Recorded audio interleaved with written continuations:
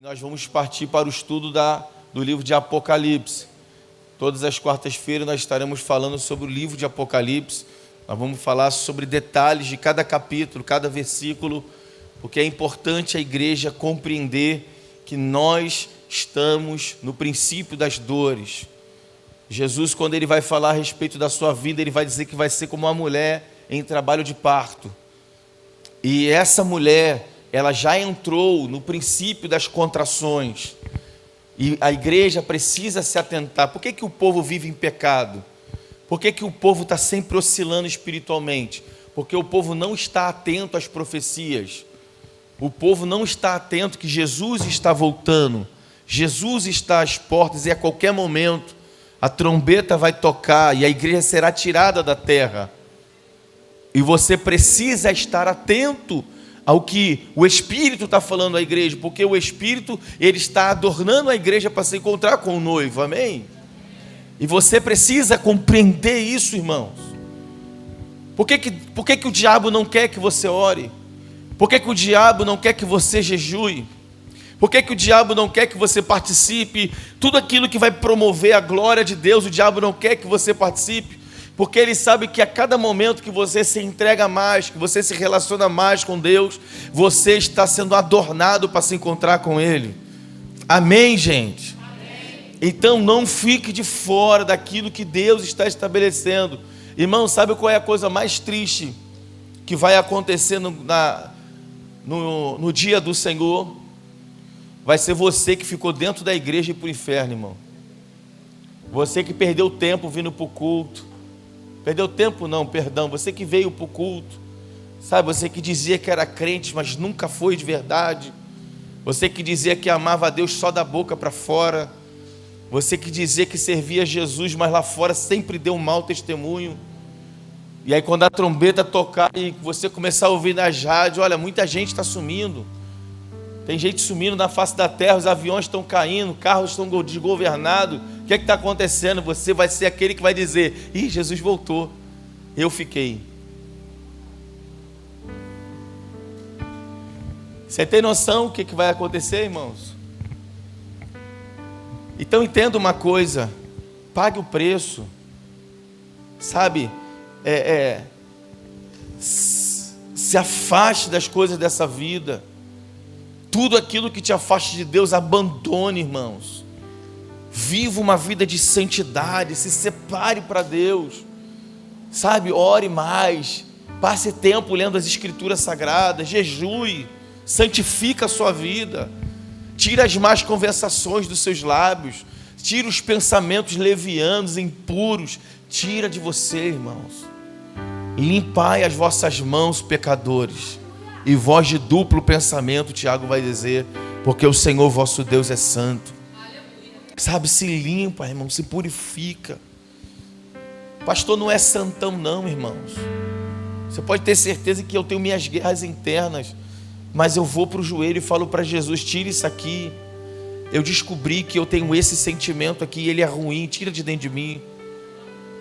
Irmão, eu estava conversando com o pastor Vavá, e a gente estava vibrando, sabe? Porque o Luiz Hermínio, outro dia numa pregação, ele falou: gente, eu descobri que eu tenho um sentimento de inveja dentro de mim. E aí alguém vai falar: uau, Luiz Hermínio tem inveja. Ele falou: eu descobri que eu estava querendo comprar os terrenos do lado da igreja, porque eu queria competir com uma outra igreja. E quando eu identifiquei aquele sentimento, eu fui para a oração dizendo para Jesus: arranca a inveja de dentro de mim. É isso, irmão, é sobre isso. Não é sobre você passar uma maquiagem, é sobre você descobrir quem você é de verdade, dizer para Deus: eu sou invejoso, sabe, os meus pensamentos são maus, são ruins, eu desejo mal para as pessoas, mas sabe de uma coisa, Deus, eu quero me libertar desse sentimento ruim. É isso, gente, é sobre isso. Jesus veio para restaurar o caráter caído da humanidade. Sabe, esse caráter deformado nós adquirimos em Adão, agora é em Jesus. Jesus está restaurando tudo. Sabe, mas sabe, é uma vontade de querer ser espiritual. Eu sou invejoso. Sabe, vamos ser de verdade, gente. Sabe, vamos abrir o coração para Jesus de verdade. Vamos dizer para Jesus: Jesus, pode limpar a casa. Aquela música do Alessandro Vilas Boas, aquilo é uma verdade.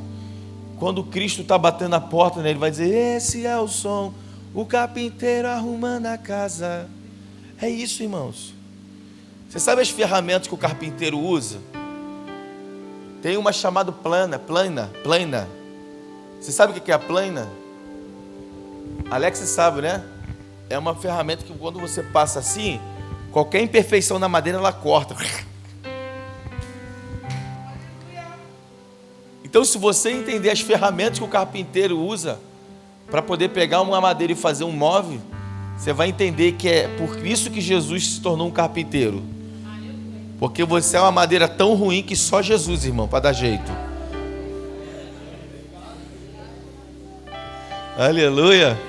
Aí o diabo fez aquela música assim: ó, pau que nasce torto, nunca se direito. O sangue de Jesus tem poder. A gente até nasceu torto, mas Jesus é o carpinteiro, irmão. Ele consertou todas as coisas na gente, amém? E continua consertando para a glória de Deus. Então o segredo está aqui, irmãos. Por isso que em João capítulo 4, Jesus disse para aquela mulher: olha, o Pai procura os verdadeiros. Por que os verdadeiros, irmão? Porque verdadeiros, eles não está na ponta da língua, eles não são falastrão, eles sentem aqui dentro. Os verdadeiros não estão naquilo que se fala, mas naquilo que se é, naquilo que se flui daqui de dentro. Então não importa se você fala bem, se você tem uma boa oratória, se você é um exílio pregador, mas se teu coração não tem verdade, você está fora. Você entende? É melhor você falar nós vai ver Jesus e ser verdadeiro do que você falar porque a Bíblia Sagrada diz, e ser só hipocrisia da boca para fora. Você está entendendo, irmãos? Precisamos ser verdadeiros, gente. Precisamos ser verdadeiros. Deus ama a verdade, gente. E Deus não tem nenhum pacto com a mentira. Por isso que nos atributos dele está lá escrito nele: é o caminho, a verdade e a vida. Verdade. Tem muitas coisas que eu vivo na minha vida cristã.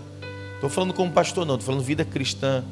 Porque eu descobri esse segredo de ser verdadeiro com Deus. Aquilo que eu vejo que não agrada a Deus, eu já vou logo para o joelho: Jesus, olha, meus olhos viram isso aqui não foi legal. Me perdoa por ter visto isso. Olha, esse pensamento que eu tive não foi bom. Me perdoa por esse pensamento. Porque pecado tem lugar, meu irmão, tem data, tem hora. Vamos parar com esse negócio aí: eu perdoo todos os meus pecados. Não, fala qual foi o pecado. Denuncia qual foi o pecado. Entendeu? Aí o jovem, né, se masturbou, aí na hora de orar: Senhor, perdoa minhas multidões. Não, perdoa porque eu me masturbei, Jesus, hoje. Pensei no que eu não devia ter pensado e fiz o que não era para ter feito. É assim que se ora, é assim que se arrepende. Não é essa coisa superficial, não. Entende? Então, irmãos, escuta isso. Quanto mais verdadeiros nós fomos para o Senhor Jesus, mais o Senhor vai derramar da presença dele nesse lugar. Eu já disse para vocês: o céu não é para pessoas perfeitas, mas é para pessoas santas. O que significa a palavra santo no hebraico? Separado. O céu não é para pessoas perfeitas, mas para as pessoas separadas. Pessoas que não vivem uma comunhão com o pecado, com práticas pecaminosas, que buscar a Deus, se separar para o Senhor. Amém, gente? Então vamos ser de verdade. Olha para esse crente que está do seu lado e fala assim: ó, para de ser hipócrita. Fala aí para ele: para de ser hipócrita. Está na hora de você ser verdadeiro.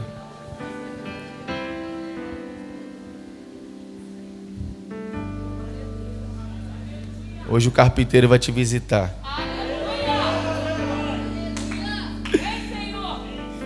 É, Jesus.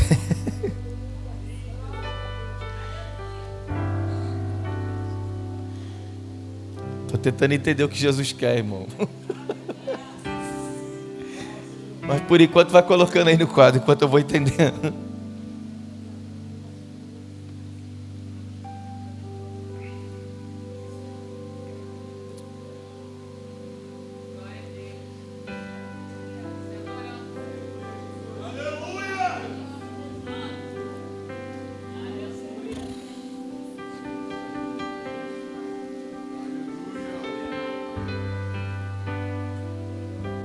Passa para mim. Ó, o texto base está lá em Romanos 13, do versículo 1 ao 7. Todos devem sujeitar-se às autoridades governamentais, pois não há autoridade que não venha de Deus. As autoridades que existem foram por Ele estabelecidas. Portanto, aquele que se rebela contra a autoridade está se colocando contra o que Deus instituiu. E aqueles que assim procedem trazem condenação sobre si mesmos. Depois você pode ler o restante do texto, né? Esse texto, Paulo escreve aos Romanos para poder orientar os irmãos sobre a submissão às autoridades. Você sabe que quando Jesus esteve aqui na terra, quando Jesus entra lá na casa de Zaqueu, lembra? As pessoas vão dizer, ele entra na casa de um pecador, ele se assenta com pecadores. Mas por que eles diziam que Zaqueu era pecador? Porque Zaqueu trabalhava para o Império Romano. E tudo que os judeus não queriam era se submeter a Roma, né? Aos impérios daquela época. Então Paulo, tendo conhecimento disso, Paulo está dizendo, olha, vocês têm que se sujeitar às autoridades. Porque não existe... Porque, irmãos, quando a gente diz assim, por favor, não quero falar de política, tá? Mas um exemplo, alguém aqui que é fã do Lula, né? Não, o Lula que tinha que estar lá no governo até o dia de hoje. O Lula que tinha que estar lá. O Bolsonaro não, o Bolsonaro é maluco, é doido, não sei o quê. O que nós estamos dizendo? Que Deus perdeu o controle de tudo. Porque Bolsonaro está ali, porque Deus perdeu o controle, então o Bolsonaro parou lá. Não, isso aí, é o Bolsonaro que tem que estar. O Lula é maluco, o Lula é perturbado. Então a gente está dizendo que Deus perdeu o controle no tempo do Lula. E não é. É óbvio que existe uma coisa chamada vontade permissível. O que é isso, pastor? Não é a vontade de Deus que algumas coisas aconteçam, mas os homens decidem. Deu para entender isso? Então, em tempo de eleição, a vontade permissível de Deus se estabelece. Como? O que Deus gostaria? Que o governo que estivesse ali fosse temente a Deus, justo. O que o provérbio diz? Quando o justo governa, o povo se alegra. Mas quando o ímpio governa, o povo geme. Está lá, irmãos, em Provérbios. E o brasileiro geme ou não geme? E como, irmão? Por quê? Porque só ímpio que governa. Nós não temos governos justos, né? E por aí vai tudo que a gente está vendo na política do Brasil. Eu não tenho nem mais paciência para ver, irmão. Porque tu começa a ver, dá um nojo.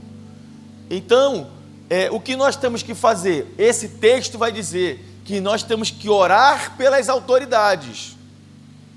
Então, Bolsonaro está lá, eu não gosto do governo do Bolsonaro. Então, o que eu tenho que fazer? Orar. Pedir a Deus que dê graça a ele, dê sabedoria para que ele governe com justiça. O governo não pode governar para um público seleto. O Bolsonaro não pode governar para o povo cristão. Ele tem que governar para a nação, para todos. Justiça. O que é a justiça de Deus? Justiça de Deus é justamente igualdade. Igualdade para todos. Todos nós somos iguais diante de Deus. Isso é a justiça de Deus. Então passa para mim. Depois você pode ler o restante do texto em casa. Eu quero falar sobre algumas autoridades. Autoridade dos pais, professores, patrões, governamental e pastoral, ou eclesiástico, nós poderíamos colocar ali. Nós vamos falar só um pouquinho sobre essas autoridades, porque é importante a gente entender, irmãos. Eu vou falar uma coisa aqui que vai chocar, mas eu vou falar assim mesmo. Você não foi chamado para dar a sua opinião. Deus não te chamou para você dar as suas opiniões. Deus te chamou para obedecer. Não, mas eu não concordo com isso que o pastor... Mas Deus não perguntou se você concorda. Quando você discorda, é que provavelmente há um espírito de rebeldia dentro de você. Por quê, pastor? Porque você faz parte de uma comunidade. E entende-se que nessa comunidade existe um pastor que é um líder e existem outros líderes, é óbvio.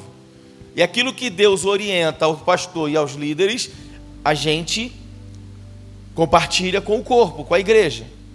Aí logo se você fala, eu não concordo, você está sendo o quê? Rebelde, irmão. Não tem uma palavrinha mais ou menos, rebelde.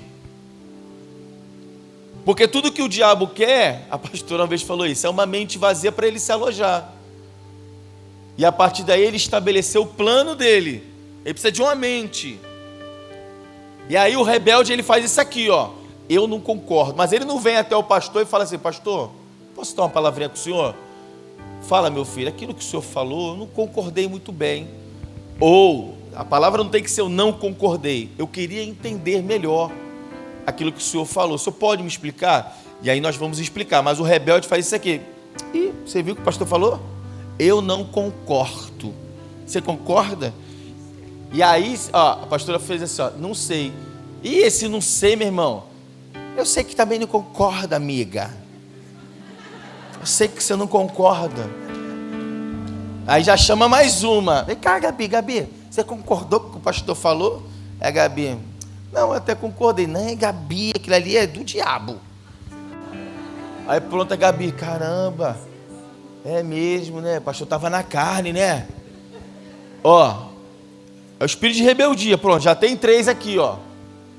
Daqui a pouco chama o 4, chama 5. Daqui a pouco, dentro da igreja, tem um espírito de facção. Aí a gente está em casa orando, jejuando, daqui a pouco Deus começa a mostrar. Ó, tá vendo aquilo ali, ó, aquilo ali. E a gente cai pro pau, né? Porque a gente não corre. Você entende como é que o diabo começa a estabelecer o espírito de rebeldia? É por causa da mente de alguém. Passa para mim. Destas autoridades, quais são as espirituais e quais são as naturais? Quais são as espirituais e quais são as naturais? As naturais, os pais, professores, patrões, marido, governo, são autoridades naturais. Sim ou não? Você já nasce se submetendo a uma autoridade. Quem? Seu pai e sua mãe. Você já tem que se submeter ao pai e à mãe. E essa autoridade você vai ver na frente o que acontece. Passa. Espirituais. Os pais estão aqui de novo. Você vai entender por quê. Aí entra a figura dos pastores e obreiros e por aí vai. São autoridades espirituais que Deus estabeleceu.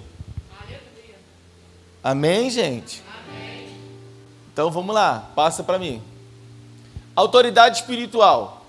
Além de serem naturais, elas cumprem também um papel espiritual, já que são revestidos de uma autoridade vinda de Deus. Por mais que sejam autoridades naturais, nós precisamos entender que foi Deus que permitiu elas se estabelecerem. Beleza, gente? Então você tem político, você tem professor, você tem o seu patrão lá no seu trabalho, eles são autoridades. Ei, mas ele é macumbeiro, pastor, e aí, não está satisfeito não, negão? Pede demissão. Ué, vai trabalhar por conta própria. Aí não, né, pastor? Então se submeta. Porque Deus não está dizendo se submeta às autoridades cristãs. Ele está dizendo, sujeitai-vos a todas as autoridades. E eu digo mais para você, tem autoridades não cristãs que são muito mais justas do que as cristãs. Tem patrões que são feiticeiros, macumbeiros, mas tem caráter, honra a palavra que fala. Eu estava assistindo a entrevista do Romário, jogador de futebol. Ele estava dizendo que o Eurico Miranda, apesar de muita gente não gostar, ele falando, né? Apesar de muita gente não gostar do Eurico Miranda, mas o Eurico Miranda, ele não gostava de assinar contrato com ninguém. Com ele, você tinha que confiar na palavra dele. Toda a palavra dele ele honrava, o Romário falou. Ele era um cara que com ele era na palavra. Eu tenho palavra. E ele ia lá e cumpria a palavra dele. Por que que o cartório se estabeleceu e cresceu tanto? Porque os homens perderam a palavra. Hoje, se alguém falar para você, só me vende fiado, tu, é melhor te dar, irmão. Porque tu não vai me pagar, pô. E não tem desculpa, mas é porque, não tem porquê, irmão. As pessoas aprenderam a ser caloteiras. Elas aprenderam a dar desculpa, meu irmão. Vai vender cocô na feira, vai vender picolé no trem. Você tem que pagar aquilo que você comprou. Você tem que dar um jeito. É engraçado que vai chegando a data de pagamento e a pessoa não se vira, cara. E a outra pessoa é obrigada a ouvir isso aqui. Aí não tenho dinheiro. Por quê? Porque você aprendeu a ser 7-1. Você aprendeu a agir com malandragem. E você acha que isso é normal. Só que agora tu é crente, irmão. Honra a tua palavra. Por isso que Jesus falou que o vosso falar seja sim, sim e não, não. O que passar disso é procedência maligna. Então, se você tem procedência maligna, é porque você não tem o caráter de Cristo ainda. Pegou ou não pegou, negão? Se você não honra a sua palavra, é porque você não tem um caráter cristão ainda. Seu caráter ainda é de um homem mundano, um ímpio. Porque quem tem o caráter de Cristo honra a sua palavra. Aleluia. Amém, gente? Amém. Passa. Vamos falar sobre a autoridade dos pais. Olha que família linda, gente. Coisa linda, cuticute. Tudo começou lá em Êxodo. Deus primeiro fala com Moisés. Moisés, escreve esse mandamento aí. Honra teu pai e tua mãe, a fim de que tenhas vida longa na terra. Isso aqui, irmão, se nós entendermos isso aqui, para que você tenha vida longa na terra, que o Senhor, o teu Deus, te dá. Por que que tem um monte de jovem morrendo cedo? Grande parte deles são rebeldes com os pais.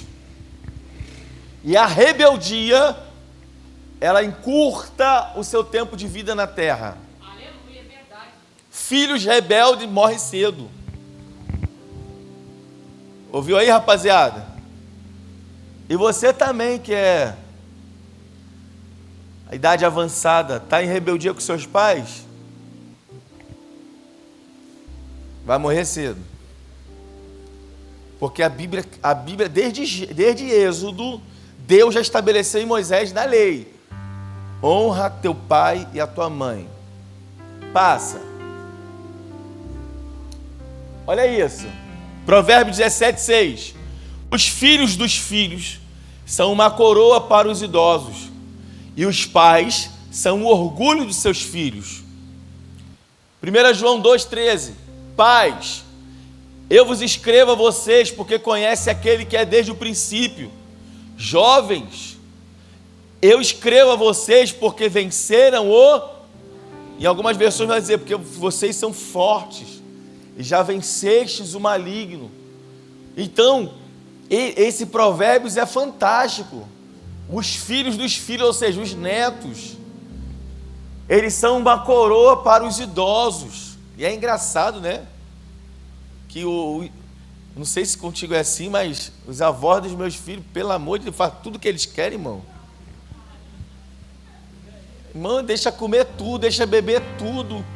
Eu falo, não pode, lá em casa eles não bebem refrigerante, lá em casa eles não... Ah, deixa. É coisa de vô e de vó, irmão. Mas por quê? Porque agora eu entendo. Porque os netos para eles é uma coroa. O que é a coroa, irmãos? É motivo de orgulho, de honra. Entende? E aí ele segue falando. E os pais são o orgulho de seus filhos. Ouviu, pais? Os filhos querem olhar para vocês e querem se sentir orgulhosos. Meu pai é uma bênção. Minha mãe é uma bênção. Os meus pais me inspiram. Pegou aí, pais? Estou falando para os filhos, mas vai pegar para você também. Porque nós, olha o que João está falando. Pais, eu escrevo a vocês, Porque conhece aquele que é desde o princípio. Ele já está dizendo, olha, vocês sabem quem Deus é. Por isso eu escrevo para vocês, e também vou escrever para os jovens. Jovens, olha, vocês já venceram o maligno. Quer ver? Vai mais para frente, um pouquinho. Olha, Efésios 6, do 1 ao 4. Filhos, obedeça a seus pais no Senhor, pois isso é justo. Honra teu pai e tua mãe. Este é o primeiro mandamento com promessa. É o tal de que Deus me fez uma promessa. Está aqui uma promessa que Deus te fez.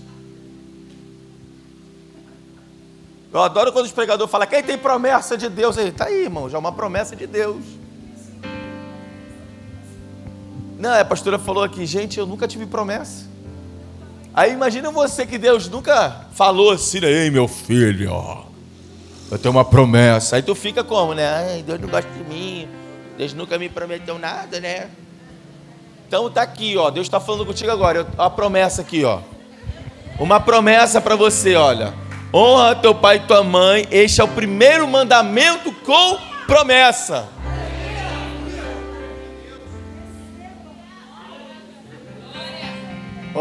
E ele continua, para que tudo te corra bem e tenhas longa vida sobre a terra. Olha o que Paulo acrescentou, para que tudo te corra bem, porque tem um monte de gente mal sucedido na vida, gente. Tem um monte de gente que não é bem sucedido na vida. Por quê? Porque quando os pais falaram assim, estuda, cabeção, estuda para que você possa ser um homem de sucesso, estuda para você ser uma mulher de sucesso. Ei, pai, o negócio é curtir, tá ligado? Aí o pai tá, cara, vai estudar, e passa o ano, né? Passa o ano. Aí, chegou nos 25, né? Deu 25 para lá, o negócio já começa a ficar doido. Porque já está chegando no 30, já não é mais garotão, mas também já não tem mais paciência para estudar. Aí agora vai fazer o quê? Eu lembro do meu irmão que morou na rua, vocês já conhecem o testemunho dele? Uma vez ele me ligou. Ei, cara, não aguento mais. Eu falei, o que foi? Tô cansado. Cansado de quê? Cara, eu só pego trabalho pesado, carregar cimento, carregar caixa, sei o quê. Eu falei, deixa eu fazer uma pergunta para você. Qual é o seu grau de estudo? Ele, 2º grau primário. Então vai carregar caixa, vai carregar cimento, negão. Por quê? Porque quando você tinha que estudar, que você tinha força para estudar, você foi zoar a boca, foi usar droga, foi se divertir, né? Agora, negão, agora você tem que trabalhar para sustentar a família. Você está entendendo? E eu sempre falo com a minha esposa, cara, a juventude ela é ilusória, ela é traiçoeira, porque quando o cara, eles estão assim, né, os adolescentes, né, 15, não vejo a hora de fazer 18, quero fazer 18, é 18, eu quero 18, a gente já passou por aí, galera, não vem não que a gente já passou, a rapaziada ficava olhando no espelho assim, cara, o bigode que não cresce, cara, o bigode, aí raspa, né? Você quer ficar com cara de mal. Aí raspa sovaco pra cacer cabelo logo. E vai raspando. Pra ver se cresce logo. Aí, fez 18. 18, grito de liberdade. Só que ele descobriu que ele 18 continua duro, continua feio e com 18. E Deus está falando com força hoje, né, meu filho? Aí agora, mamãe senta com o garotão e fala, senta aqui. O que foi, mamãe? Você fez 18 anos, você tem que se apresentar na junta militar, bonitão. Vai lá, o João já está lá te esperando. Junta militar. Aí, o garotão de 18 anos. Mãe, você me leva lá para me apresentar? Aí tá assim, mais de 500 candangos. Chega você com a mamãe. Ô, mamãezado, olha lá o mamãezado. Ué, mas tu não fez 18, cara? Vai voar então. Aí beleza, né? Vai lá, se apresenta, sobrei. Mamãe, senta aqui, negão. A partir de hoje não tem mais celular com internet. A partir de hoje não tem mais roupinha de marca. A partir de hoje o que você quiser tu compra. Qual é, mãe? Ué, você não quis fazer 18? Seja bem-vindo ao mundo dos 18. Vai trabalhar, vagabundo. O caboclo já começou a entender que 18, chegar no 18 não foi tão bom como ele esperava. Aí ele vai para onde, Aline? Mercado de trabalho, né? Não tem emprego, não tem. A mãe tá. Vai estudar, falei, vai estudar. Né, mãe, né? Vou arrumar emprego. Aí arruma numa birosca. Aí aquela birosca paga R$1.000 e ele fica, e agora eu ganho R$1.000. Agora, mãe, eu vou comprar o meu telefone. Quando a mamãe e o papai compravam, ele queria iPhone. É? Não, eu quero iPhone. Agora você vai descobrir que R$1.000 não paga o iPhone. Você vai descobrir que o R$1.000 paga Motorola. Paga Samsung. E vai para a caça do J. J1, J2, J3, J4. É. Aí você vai olhar para o papai e para a mamãe e falar assim: ô papai, me perdoa aí, tá? Perdoa aí, mãe. Por quê? Agora eu estou vendo que salário mínimo dá para muita coisa, né? Mas a mamãe não falou, filho. Mãe, me ajuda a comprar um telefone aí. Se vira, negão. Então, você começa a entender que honrar seu pai e sua mãe é a melhor coisa que você pode fazer, meu filho. Aí segue dizendo o seguinte: para que tudo vá bem, tenha vida longa na terra. Aí ele fecha falando o seguinte: pais, olha isso, pais, não irritem seus filhos.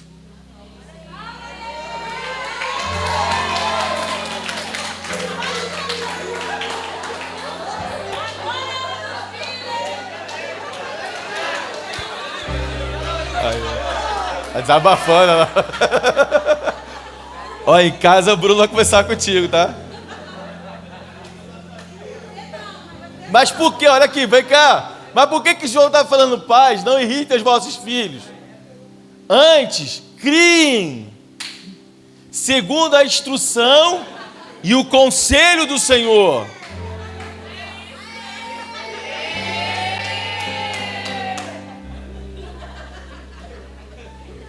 Agora, deixa eu dar uma ajudinha para os pais aqui. O texto está dizendo assim, ó: pais, não irritem aos vossos. O texto não está dizendo assim: pais, deixa os filhos sem fazer nada. Pais, deixa os filhos coçando o saco o dia inteiro. Pais, deixa as meninas cheirando alguma coisa o dia inteiro. Não. Está dizendo: pais, não irrite aos vossos filhos. Olha o que vai dizer aqui, Colossenses 3:20, que é a continuação desse outro aqui, ó. Filhos, obedeçam a seus pais em tudo, pois isso agrada ao Senhor. Pais, olha de novo, não irrite seus filhos, para que eles não desanimem. O que Paulo está querendo dizer aqui? É que os pais, ó, pega aqui, senão tu vai ficar aí meio doido. É que os pais, eles precisam ser motivadores de seus filhos. Porque às vezes tem filhos que se acham o cocôzinho do cavalo do bandido, se acham o patinho feio, que não vai conseguir, que não vai chegar a lugar nenhum. Aí o que os pais têm que fazer? Os pais têm que motivar os seus filhos. Dizer para os seus filhos: você vai conseguir, eu acredito em você, você vai ser um homem de sucesso, você será uma mulher de sucesso, eu confio em você. Entendeu, pais? Por isso não irritei os vossos filhos, para que eles não desanimem. Porque tem pais que olham para os filhos e falam, você não vai ser nada, isso é um bosta, garoto. Aí o que o moleque vai ficar? Desanimado. O que a menina vai se tornar? Uma menina desanimada. E nós precisamos entender que tem pessoas que são mais para frente e tem outros que são mais introvertidos. E dentro da característica de cada um vai ter o seu êxito, vai ter o seu sucesso. Agora, o que cabe aos pais? Motivá-los. Motivá-los. E o que compete aos filhos? Obedecer aos pais. Porque isso agrada ao Senhor. Agora, se teu pai não é crente, ele fala para você, não ora, desgraçado. Você não vai orar? Você está sabendo que ele está tendo um abuso de autoridade contra o Senhor. Aí você tem que ser vigilante.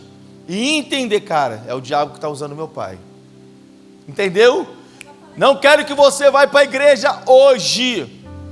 Aí o que você vai fazer? Tá bom, pai, não vou não. Posso ficar no meu quarto? Pode. Senhor, perdoa o meu pai. Convence ele de que a tua casa é o melhor lugar para eu estar. Trabalha no coração do meu pai, trabalha no coração da minha mãe, liberta eles. Você entendeu? Não é para você falar aí, tá vendo? Aí, pai, o sangue de Jesus tem poder.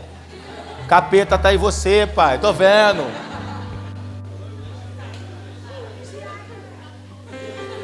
Aí o pai, então tu vai ver o capeta agora, moleque. Pá! Pá! Agora o capeta tá me usando.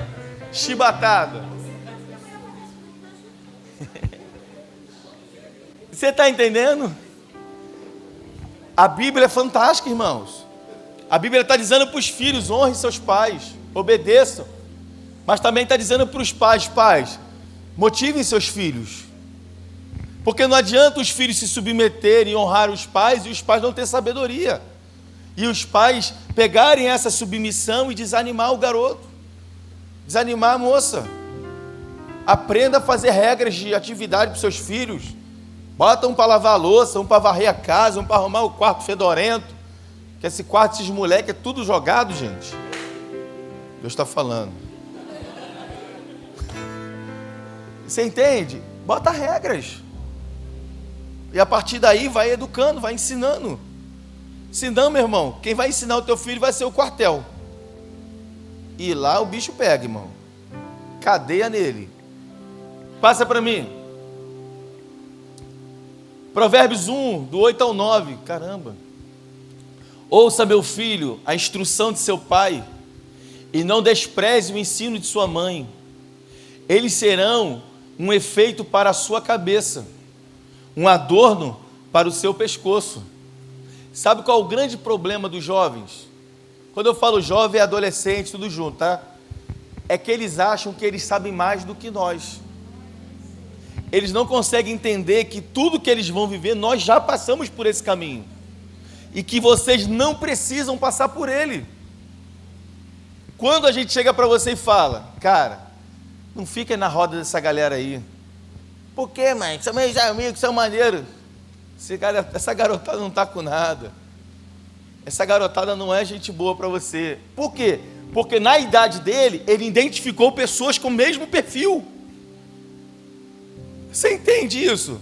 Então, ouve o conselho de seus pais, porque eles vão fazer bem para você. Se alguém amaldiçoar, isso aqui é pesado, hein? Se alguém amaldiçoar seu pai ou sua mãe, a luz de sua vida se extinguirá na mais profunda escuridão. É muito claro esse texto, que quem tem a petulância de amaldiçoar o próprio pai ou a própria mãe é digno de morte eterna. Você que gosta de falar para sua mãe, isso é uma desgraçada. Isso aí Deus vai bater um papinho qualquer dia. Ó, te dá um conselho, se arrepende logo. Corre logo e já pede perdão por toda a bobagem que você falou. Até por... Ai, minha mãe é chata pra caramba. É. Deus está falando ou não está?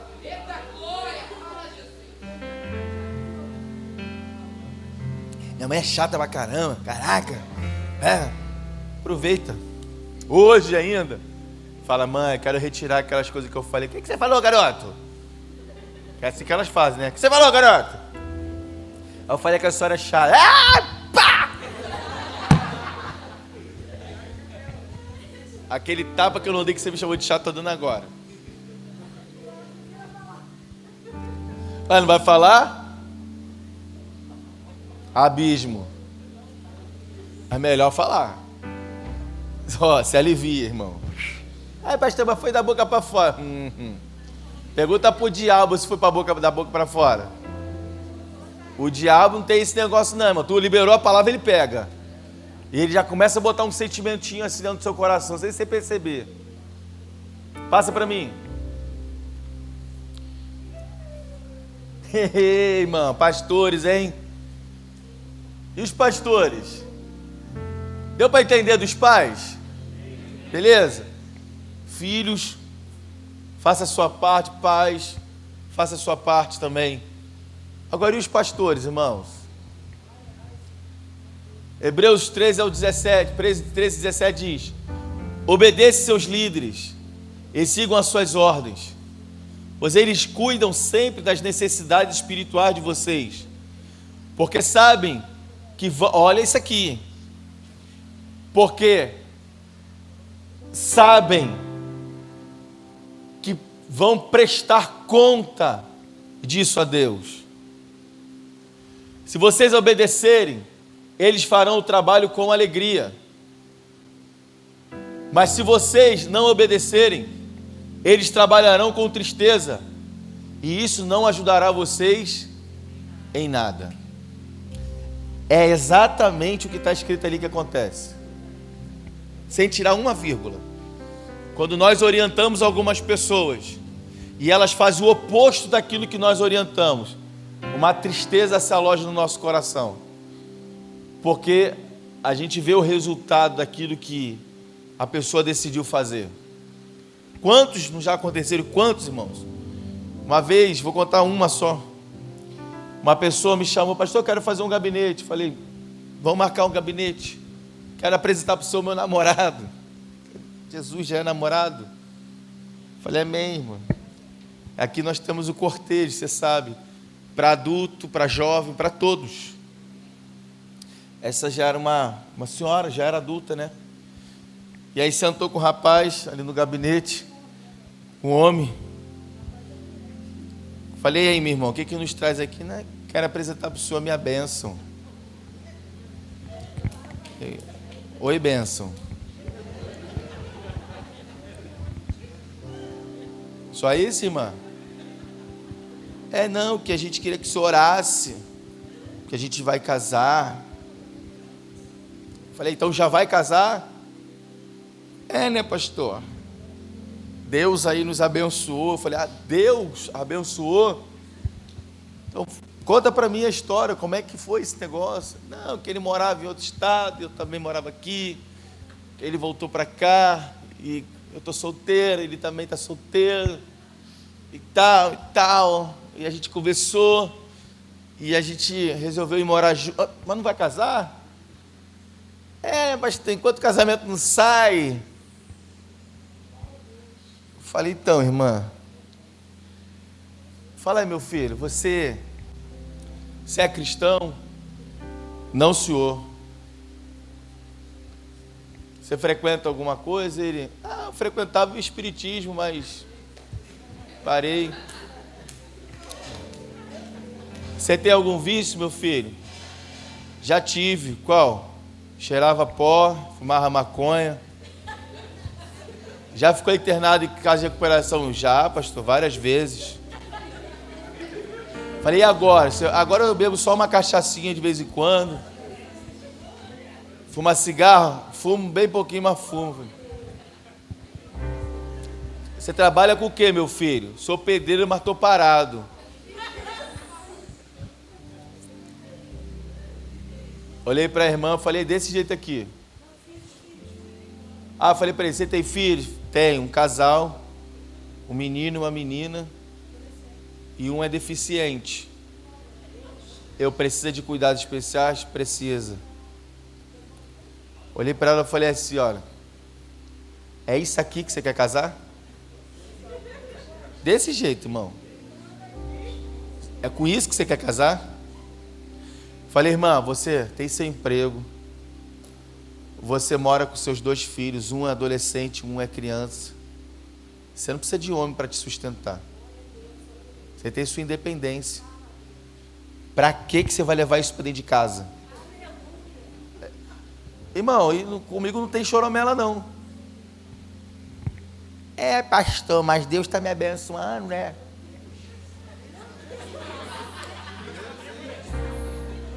Eu falei, não bote Deus nisso, irmã.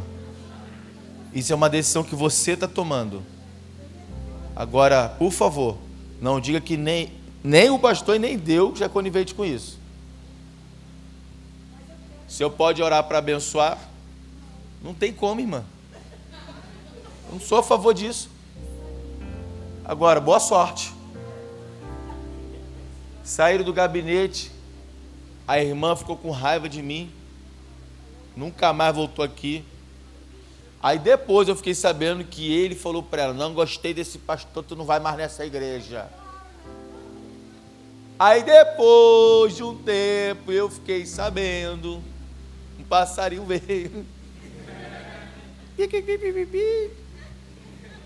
E eu disse, como que a irmã está?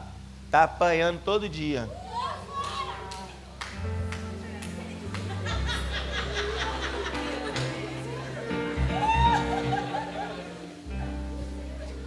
E tem mais, pastor, o cara não quer trabalhar não. Falou que ela vai ter que trabalhar para sustentar ele. Esse pastor cheio de amor no coração falou o quê? Bem feito. Ele não queria sair da casa dela, que era dela. E detalhe, ele botou o filho dela adolescente para fora de casa, que o menino não conseguia se dar bem com o cara. Você está entendendo? É isso aqui, irmão. Nós orientamos, mas as pessoas não querem seguir a orientação. Aí a gente, infelizmente, irmão, aí você vai falar assim para mim, pastor, mas é isso, eu tenho que orar. Não existe oração para um coração rebelde. Você ouviu isso? Não existe oração para um coração rebelde. Rebeldia tem que ser, você tem que se arrepender da sua rebeldia. Aí a gente tem que ficar assistindo a pessoa e quebrando a cara, sem necessidade. Por quê, irmãos? Porque qual é a nossa preocupação? É se eu não orientar, um dia Deus vai me cobrar, irmãos. Então, goste você ou não, eu vou orientar. Concorde você ou não com o que o pastor vai falar, eu vou orientar. Ou então, o que você faz, irmão? Não peça orientação pastoral. Viva a sua vida. Entendeu? Você já está tão íntimo de Deus, você não precisa mais de pastor. Nós somos autoridade espiritual, irmão. Deus estabeleceu a gente aqui para isso. E eu tenho uma convicção de que um dia Deus vai sentar comigo e vai falar assim, ó, senta aí, negão. Que eu quero prestar ação de conta das ovelhas que eu te entreguei. E aí? E aí você, né, que permaneceu firme, vai estar lá, né, com Jesus. Jesus, plano melhor. E eu lá sentado, aguardando o meu bate-papo com Deus. Você entende? Essa é a responsabilidade pastoral. E dos líderes. Não foge não, líder. Passa para mim. 1 Tessalonicenses 5, do 12 ao 13, irmãos, pedimos a vocês que respeitem aqueles que trabalham entre vocês, isto é, aqueles que foram escolhidos pelo Senhor para guiá-los e ensiná-los. Tratem essas pessoas com o maior respeito e amor, por causa do trabalho que fazem, e vivam em paz uns com os outros.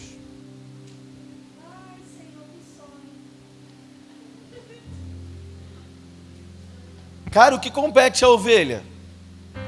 Ser obediente. Só o pastor? Não, são os líderes, irmãos. Porque todos os líderes dessa casa, eles têm um compromisso de ajudar a igreja de Deus na caminhada cristã, irmãos.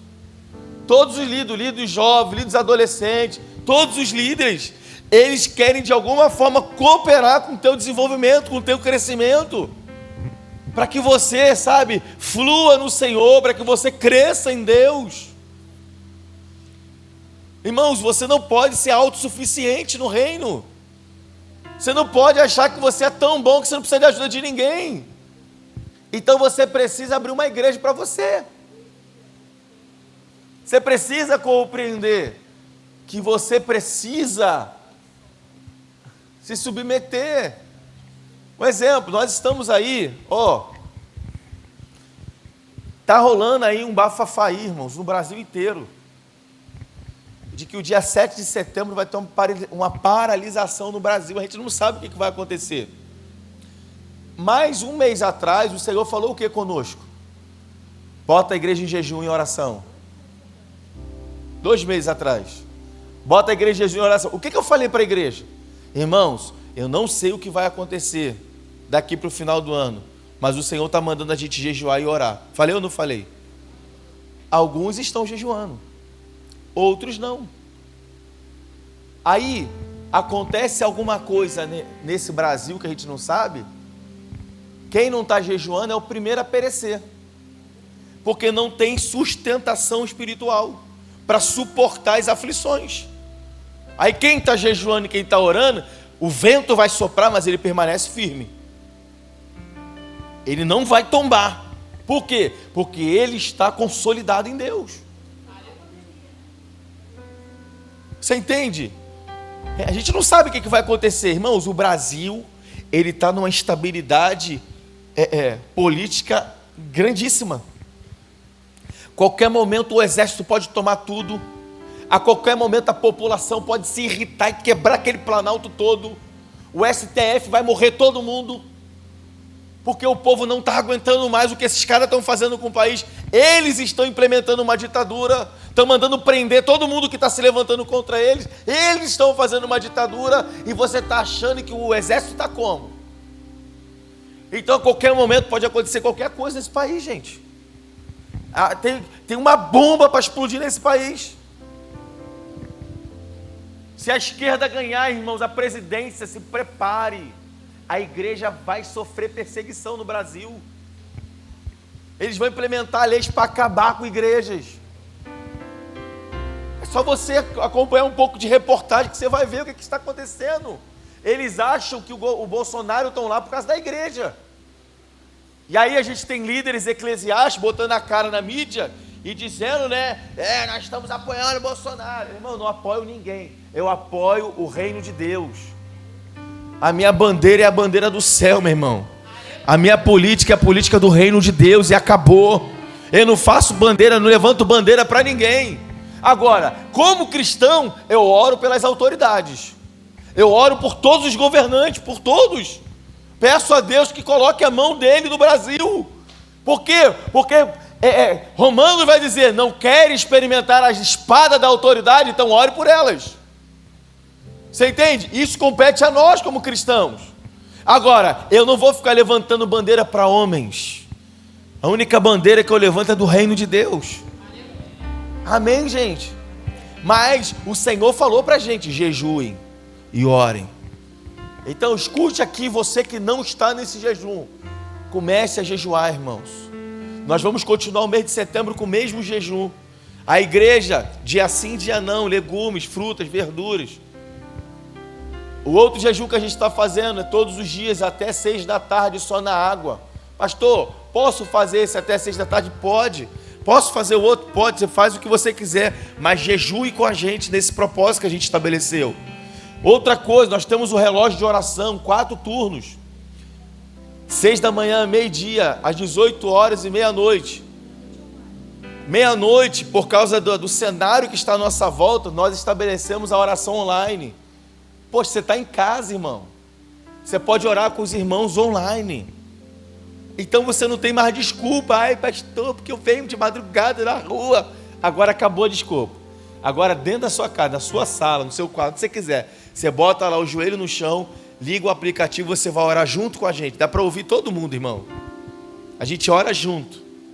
Então não tem desculpa, gente, para você não orar. Ah, pastor, mas eu oro em casa. O propósito que Deus estabeleceu é na igreja. Nós abrimos uma exceção para o horário de meia-noite. Você pode vir 6 da manhã antes de ir para o trabalho, gente. Passa aqui, gasta 20 minutos de joelho. Senhor, abençoa minha casa, me dá um dia abençoado de trabalho. Depois vai para o seu trabalho. Quem está em casa, não está trabalhando, meio-dia, vem para cá. Os jovens, vem orar. Às 18 horas, vem orar, gente. Gente, os dias são maus. A terra está sendo afligida. Não é possível que você não entende que o mundo está vivendo um caos. E que nós precisamos sustentar. Irmão, você já parou para pensar? Se estourar uma perseguição no Brasil e a igreja tiver que fechar a porta, será que você vai ter vida espiritual para se sustentar em casa, em oração? Será que você vai conseguir sustentar a tua vida espiritual em casa? Isso é uma reflexão que você tem que fazer, porque isso pode acontecer, gente. Irmãos, eu sei que eu consigo. Eu sei que eu consigo juntar minha família ali, Jesus derramar a glória dele. Porque eu sei do meu coração. Mas e você? Grande parte dos irmãos não tem nem toda a família convertida a Cristo. Até para tu fazer um culto dentro de casa vai ser difícil. Você entende? Vem orar, gente. O bairro está sendo afligido por traficante. A culpa é de quem? A culpa é sua. Que mora aqui e não ora. A culpa não é de outra pessoa, não. A culpa é da polícia. Que polícia, irmão? Sabe quando a polícia vai acabar com o tráfico no Rio de Janeiro? Nunca. Porque é um negócio rendável. Agora, a igreja de joelho pode mudar. A igreja orando, Deus pode libertar esses meninos. Ah, você não sabia? Eu e a pastora fomos lá. Ungimos tudo, ungimos a rua toda. Eles tiraram as barricadas. Só que voltou de novo. Por que voltou? Porque mataram um menino essa semana aqui. Aí agora eles, com medo de retaliação, voltaram para a barricada. Mas quem é que foi lá pedir para tirar? Foi a polícia? Não, foi a igreja. Você tem que entender que a igreja tem autoridade para entrar nesses lugares. A igreja tem autoridade para remover o império das trevas. E você tem que orar pelo seu bairro. Você tem que jejuar junto com a gente. Amém, gente? Amém. Passa para mim. 2 Timóteo 2,15. Faça todo o possível para conseguir a completa aprovação de Deus, como um trabalhador que não se envergonha do seu trabalho, mas ensina corretamente a verdade do Evangelho. É isso que compete a nós, como pastores, como líderes. Ensinar o povo, instruir o povo no caminho do Senhor. Passa para mim. Falo de marido, gente. Vocês me dão mais aí 10 minutinhos? Me dão? Sim ou não? Sim. Pastor, marido é uma autoridade? O marido é uma autoridade quando ele sabe a autoridade que ele tem. Marido não é o dono da esposa. Marido é o sacerdote de casa. Amém, gente? Amém. O marido não é o dono da esposa, porque tem homem que acha que ele é o dono da mulher, né? Ele é o dono, ele é o cara. Não, você não é o dono. Mas eu coloquei aqui a autoridade sacerdotal. O marido, ele tem a autoridade sacerdotal. E o marido tem que ser aquele que traz a resposta de Deus para dentro de casa. O marido tem que ser aquele que dá o direcionamento para a família. O marido tem que ser o provedor de dentro de casa. É ele que sai à caça e traz o alimento para dentro de casa. Por isso que ele tem uma liderança. Entende? Não é para o marido dizer para a mulher: senta aí, quem manda em você sou eu, mulher. Na nossa época mais antiga, eu lembro disso, né? Você ia pegar algum pedaço de carne mais parrudo na panela, o que você ouvia da sua mãe? Esse aí é do seu pai. Qual que eu pego? Pega o pezinho de galinha. Aí tu pegava o pezinho de galinha, triste. Hoje em dia, a molecada vai lá, meu irmão, pega o peitão e não quer nem saber do pai. E a mãe, por sua vez, meu filho, pega isso aí mesmo. Porque as mães ajudam esse negócio, irmão. Você está falando, eu sei que está, irmão. Por quê? Eu já falei isso em outras ministrações. O pai, ele representa a figura de Deus dentro de casa. E a mãe representa a figura do Espírito Santo. A mãe, ela tem um papel tanto de destruir a relação de pais e filho, como de unir. Porque o Espírito Santo, ele faz o quê? Ele intercede, não intercede? Então a mãe tem esse papel. Agora, o marido, qual é o problema de muitos lares? É quando o marido é omisso. Quando o marido não assume o seu sacerdócio. Aí a mulher está vendo aquilo, ela começa. Vou assumir esse negócio. Ela assume. Só que ela não foi preparada para assumir sacerdócio. E aí, meu irmão, segura, que vai vir paulada para tudo que é lado. Porque não é o papel dela. Você entende? A mulher foi chamada para ser a sabedoria dentro de casa. Por isso o provérbio diz, a mulher sábia, ela edifica, porque ela foi chamada para ser a sabedoria. E o homem? O homem é cabeçudo, irmão. O homem não tem sabedoria que a mulher tem. E eu falo mais para os homens. Se você ouvir mais as suas esposas, vocês serão mais felizes. Por quê? Porque Deus deu para a mulher a sabedoria do lar. E o homem, a capacidade de trabalhar, de produzir. Só que os homens de hoje querem ficar em casa passando roupa e mandando a mulher trabalhar. E a mídia é culpada disso. Porque a mídia está dizendo, os homens estão entendendo que as mulheres têm o seu potencial. Meu irmão, falo para as mulheres, quer trabalhar fora? Trabalhe. Mas o papel do lar ainda é seu. E você tem que entender isso. Você pode trabalhar fora, você pode estudar, fazer faculdade. Chegou em casa, o papel de edificar o lar é seu. Pastor, e o homem não vai fazer nada de casa? E tem muitas atividades que o homem tem que fazer em casa. Trocar uma lâmpada, trocar gás, pintar, consertar o que está quebrado. Exercer paternidade com os filhos. Mas a sabedoria do lar é da mulher. Me convida para pregar para casais. Cadê os líderes de casais? Entendeu? Qual é o problema dos casais hoje? Os papéis não estão bem definidos. Quando os papéis não estão definidos, um vai atropelando o outro. E os filhos ficam no meio da guerra, né? O que está acontecendo? Por que minha mãe está assim? Por que meu pai está assim? E está um bicudo com o outro o tempo todo. Mulher bicuda em casa, o sangue de Jesus tem poder. Não, não é na nossa casa não, é lá no Japão.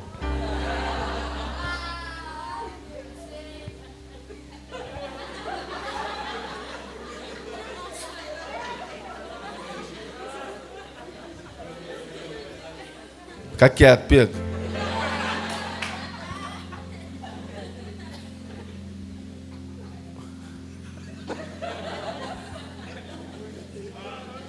Deixa eu beber água.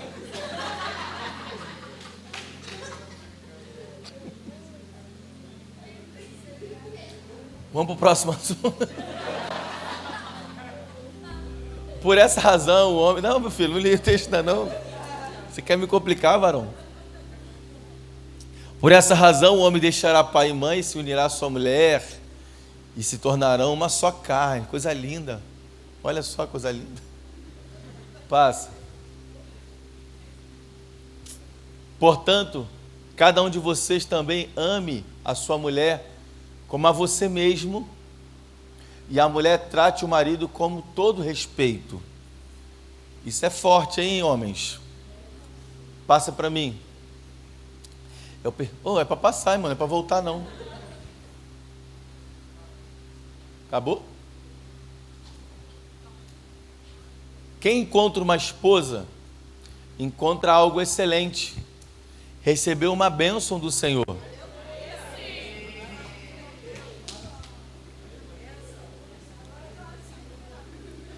Gente, é sério. Se a humanidade no geral, conhecesse a Bíblia, e se eles vivessem a Bíblia, o mundo seria mais feliz? Volta aqui para mim, rapidinho. Olha que legal. Não é legal ver um homem e a mulher envelhecendo juntos? Construírem suas famílias, filhos, agora netos, e os dois vão envelhecendo juntos. Se Deus, eu vou falar assim em código, tá? Se Deus tivesse criado menino para menino, Deus não criaria Adão e Eva, irmão. Deus não erra. Deus criaria Adão e Ivo. Pegou? Deus não erra, irmão.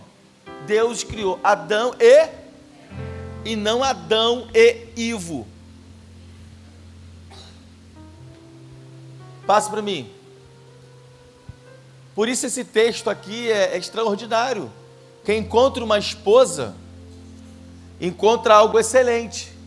Recebeu uma bênção do Senhor. O homem não foi feito para viver sozinho.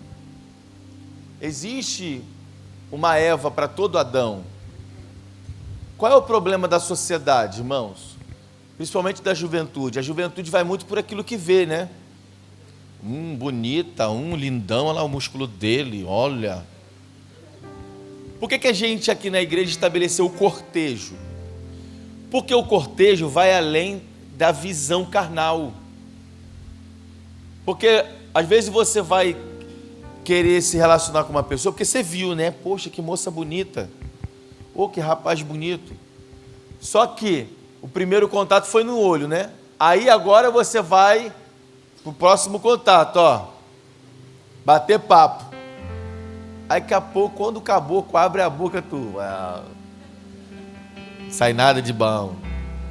Quando a menina abre a boca, cara, nossa, vazia, tem nada, não tem nenhuma qualidade. Agora você imagina se já vai atropelando tudo. Então aqui na igreja a gente estabeleceu o cortejo por causa disso, irmãos. Para que você possa primeiro conhecer a pessoa, bater papo, conversar, falar, estabelecer ali um nível de relacionamento através de conversa, diálogo. Então ambos vão começar a falar dos sonhos, dos projetos de vida. E aí se as coisas vão se encaixando, cara, que legal. Poxa, é assim que eu penso, é assim que eu quero, pá. E aí, pastor, oi, pô, estou conversando com o Joãozinho. E Joãozinho está conversando com Mariazinha. Estamos conversando e a gente queria cortejar. Então, a partir desse momento, o cortejo, os dois vão estabelecer um tempo de oração para saber se essa é a vontade do Senhor, se um é para o outro. Você entende? Se esse Adão é para essa Eva, porque às vezes essa Eva é de outro Adão, cara. E tu se meteu ali naquele negócio porque você viu, achou bonito. E aí no decorrer, e uma coisa que eu sempre digo, o amor, ele é um sentimento crescente. Então, quando é algo estabelecido em Deus, eu lembro do pastor que fez o nosso casamento, quando eu fui falar com ele que eu queria casar com a pastora, ele falou para mim, essa foi a pergunta dele, como está o sentimento no seu coração? Aí eu, como assim, pastor? Ele, está crescendo ou diminui? Está crescendo, por isso que eu quero casar. Eu não aguento mais ficar longe. Aí ele, então, é de Deus.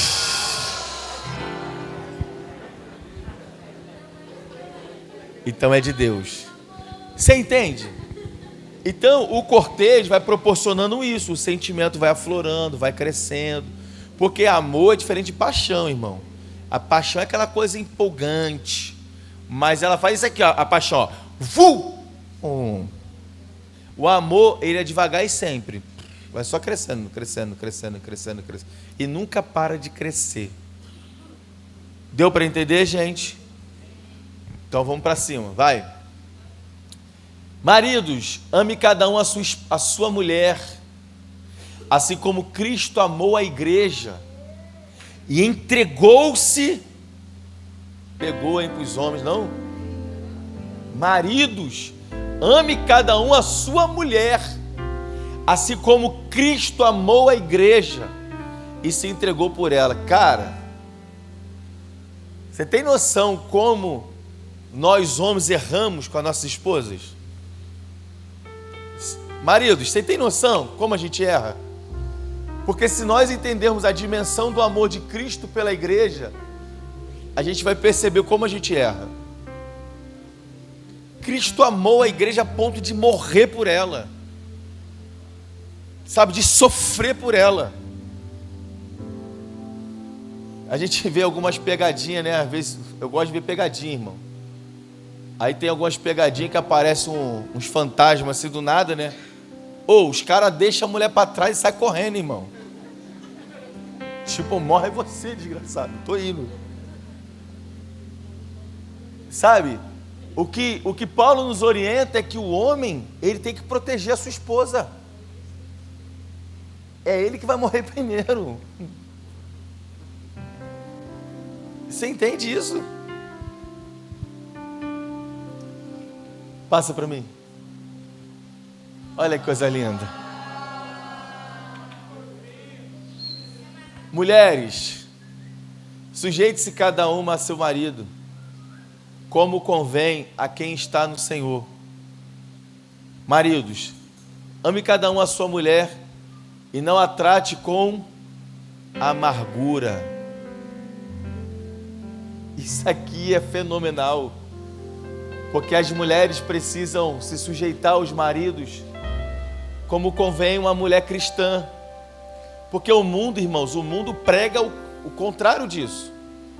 O homem e a mulher estão dentro de casa competindo, quem ganha mais, quem tem a melhor profissão, sabe? Quem está mais no topo.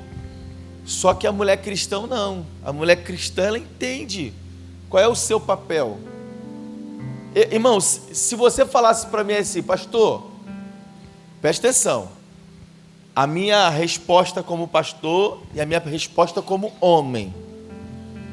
Como pastor, o senhor é a favor da esposa ficar cuidando do lar e o marido ir trabalhar? Como pastor, sim.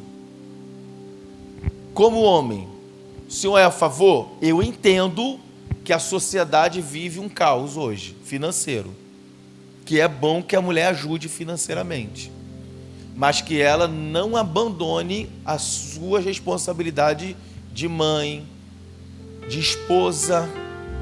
Se estiver atrapalhando, aí você tem que rever se está valendo a pena. Porque tem um monte de casamento acabando, irmãos.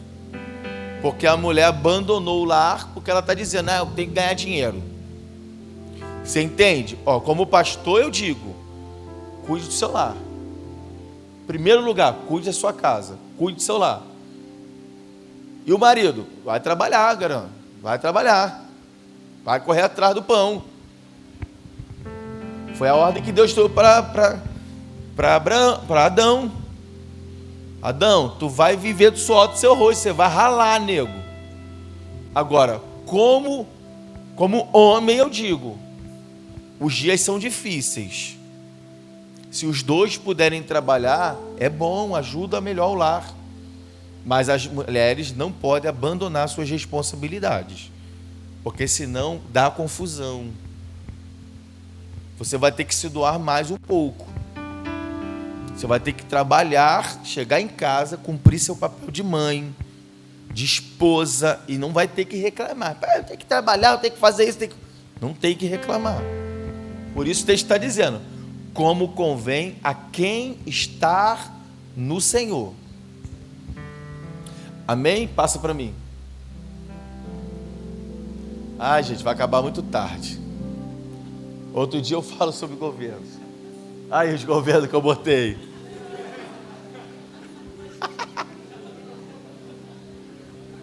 O cachaceiro.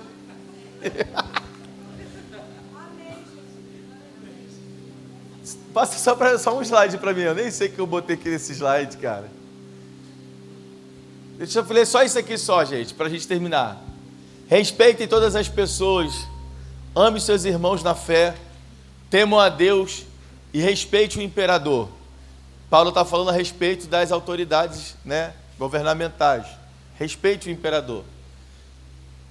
O governante sem discernimento aumenta as opressões, mas os que odeiam o ganho desonesto prolongarão o seu governo. Verdade ou não, gente? É verdade ou não é isso aqui, gente? Vou ler de novo, que eu acho que você nem prestou atenção. O governante sem discernimento aumenta a opressão, as opressões. Mas os que odeiam o ganho desonesto prolongarão o seu governo. O que acontece no Brasil? Como é que são os nossos governos? Desonestos. Então, quando as pessoas entendem que eles são desonestos, o reino deles acaba. Não se prolonga mais. A gente viu isso com os governos passados. Irmão, eu não falo de política na igreja, mas nesse governo até o momento não teve nenhum escândalo de roubo, de dinheiro na cueca, dinheiro na meia, maleta de dinheiro para lá, ainda não teve. Então a gente precisa compreender um pouco disso e ficar atento. O que Provérbios está dizendo é exatamente isso, que os governos que gostam do dinheiro desonesto, eles têm tempo para acabar.